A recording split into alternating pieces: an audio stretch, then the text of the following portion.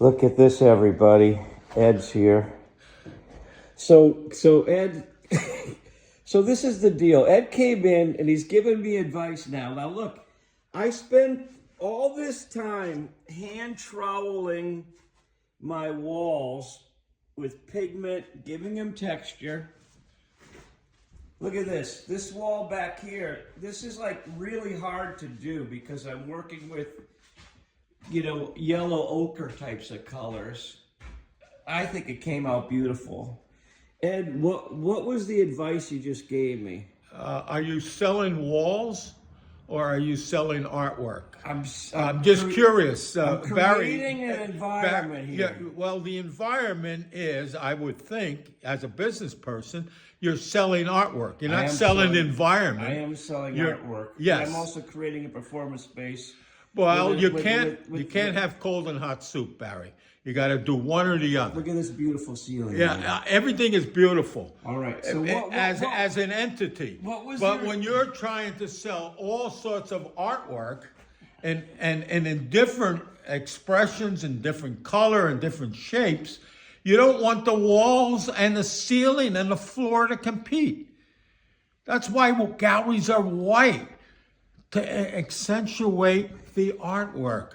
What happens is you come in here and you look at, no one's buying the building for its art, it's aesthetic. They're not going to buy the walls, they're not going to buy the ceiling, they're not going to buy the floor. They're going to buy artwork. And what happens is your essence of environment that the artwork's in is competing with the artwork. Well, that's the problem with all my art together anyway. When you're dealing with art in my space, this is the problem that I feel people have. It's kind of like kids in a classroom on break. There's no discipline. All this stuff competes with each other. That's the whole problem. But I think if people could actually settle down and look at what's going on piece by piece, they could enjoy it. Tell me, just tell me what you started to say about before. What was your advice? My advice was, don't have the walls compete with your artwork. Why don't you make them white? For a lot of reasons. First of all, I just spent all this time hand troweling these walls. Look at this. Look at this wood on here. This is 100-year-old wood. I'm talking about. This is I'm hand talking troweled. about the walls that are simple, not the complicated aesthetic that you're putting over there. That's a stage. Right. I'm talking about where the artwork is placed. Yeah. That's what should not. The walls shouldn't compete with the artwork. I don't think they do, Ed. I just think it makes a beautiful environment. I think this is the problem. People aren't complex enough to absorb all the things that I'm doing at the level that it's at. It's very frustrating, Ed. My point is, people I need to dumb it down for the people. People know what is good. They can't compete. They can't literally, analytically compete and say, well, the values are wrong, the color is wrong. All I know is it does not accentuate the artwork. The The way that you show it on white, then the art can speak for itself. It's not competing with the wall. I didn't design galleries. All galleries are not walled. They're right. They're white. They're white. Yeah. Ed, what do you think about this piece here? What piece? This wall piece here, this chalkboard. A chalkboard? Yeah. Yeah. Well, I didn't read it, so I don't know. Oh, you got to read it. Oh, well, Jesus.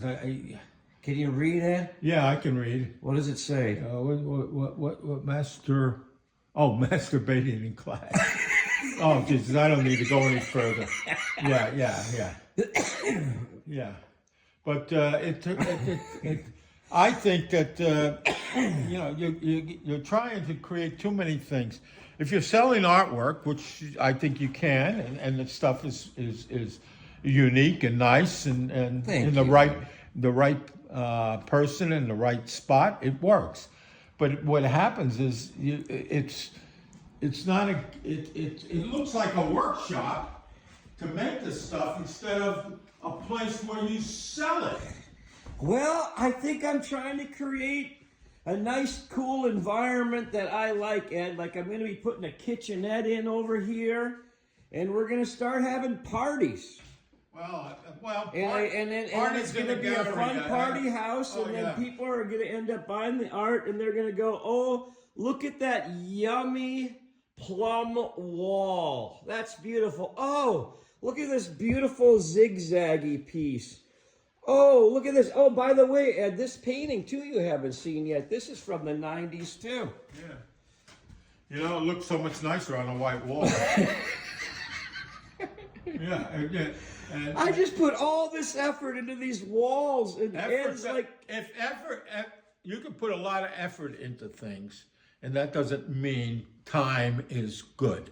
All right. Well, I mean, you have to have a reason. I'm going to take your advice. I'm going to go to Walmart. I'm going to buy a $5 bucket of paint, paint it all white. No, I'm not going to do that. No, I know you're not going to do it.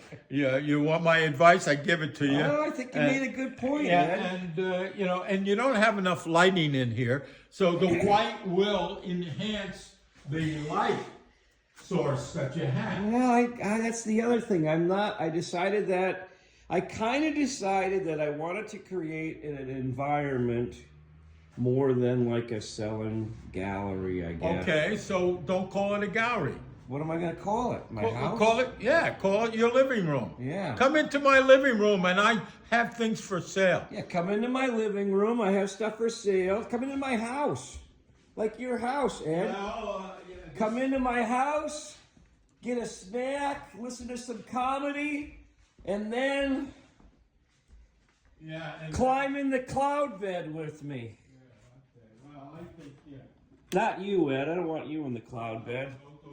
I got a cloud bed with a moonlight. Oh, Jesus. I don't understand why women just don't want to come here and hang out with me. How much fun is this, Ed? I got a cloud bed. Look at that.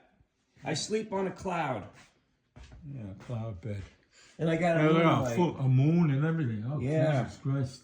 You'd do anything to get laid. Well, at least I'm not spending money on it like you, Ed. Yeah.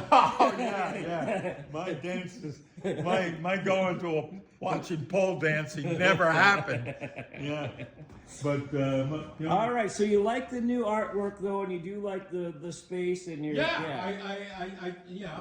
And you know what? You got outside. I saw a bear that was on all fours instead of only on two. Yeah, and I like that. Too. And you know what? It's getting closer and closer to my polar bear that I would like you to do. I don't know why you don't do a polar bear. And you know what? Texture it out and paint it white. And I guarantee you, it will sell for the holidays. Well, I got to make a polar bear for the holidays. You're probably right. I think I might make a small polar bear for the holidays. You know what? A polar bear. Because they rot when they're painted solid, Ed. No, they're not to be outside. Oh, but an inside one. I think I have a large fireplace in a colonial house. Yeah. And that would look so nice against... Are you ordering a polar bear? I'm not ordering it. I'm just looking at it. When are you going to spend some money on my art? Well, it's either my stomach or a polar bear, and I still like to keep my belt tight. And but I think a polar bear, a white polar bear, would almost make me look for my wallet. My white polar bears and white walls. And what it is what happens is it's a white polar bear, painted white, so it goes in a lot of environments inside. Yeah. And a polar bear is by a fireplace for a seasonal decoration with a wreath is just two little statements that say, it's the holidays, come and have an You're eggnog. Mr. Aesthetics. I got to make two freaking nutcrackers by the next 2 weeks. Well, nutcrackers are a little corny. Well, they got them on order. No. There's a lot of people that like corn out there. All right. So that's your market. I'm just giving you a polar bear, and what happens is. Ed said he really liked this. All right, Ed, we're at 10 minutes already. Yeah, well, 10 minutes, and you know what? 10 minutes of my time, you'll owe me $50. You know, I'm pretty. My time is worth something now. All right. Thanks for coming by. Oh, you're welcome. It's always a pleasure.